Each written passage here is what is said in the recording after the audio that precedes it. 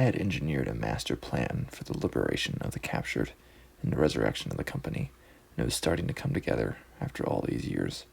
Hello and welcome to Liam's Lyceum. I'm your host Liam, aka Hemvar. Today I'll be doing a spoiler-free review of Glen 1999 novel, Water Sleeps.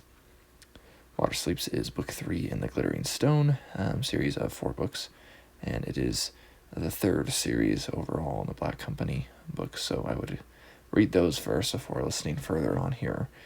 But if you have read up through She is the Darkness, then continue. So I appreciate how much these books change it up with each one, especially in Glittering Stone in particular. The first two by Mergen, narrated by Mergen, are notably different. The first one compared to the second one even. This one, by Sleepy, and again, is not like the first two. Though this one does retrace some of the steps of the previous book, it's not quite the same adventure, though, and we learn some more about Kadavar and the Plain of Glittering Stone. It does get a little repetitive, though, because it is pretty much feeling like we're back at the beginning of book 2.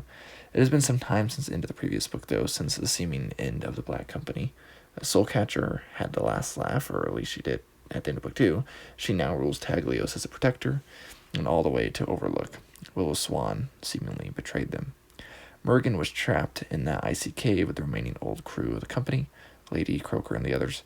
Sadly, he didn't meet back up with his wife, who was actually alive, and he has never met his son as a result. So our narrator, the analyst, is Sleepy, a young company member since the siege at Nejigore. In the previous book, we found out it was actually a girl passing herself off as a boy. Not common knowledge by any means. Of course, not everyone actually went to Kadavar, including Goblin and One Eye. The Black Company is still feared by all except Soulcatcher. Every day, the message appears in Taglios, Water Sleeps, along with some other messages. Kisara, Mergen's wife, is actually the backbone of the company, though she never officially joined. She is named a witch, though she only really fears Kaigoda. Tobo is 14, so it has been about that many years, essentially since the end of book 2. There are little jabs, essentially, that the company put forth, but really only as Soulcatcher. They're really just pushing buttons, and they leave actual buttons with the emblem of the company going off, sort of like fireworks. But we also have Bodhi and their doings in pacifists, particularly, but setting themselves on fire in protest. There's a great ending, I think, to this one.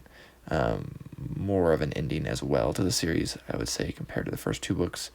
But there is one more book after this. So, and I think the ending of this book actually kind of makes up for like the slower bits of this one, because in a lot of ways, this is kind of the weakest of the 4. So anyways, Liam from Liam's Lyceum. I'll catch you next time.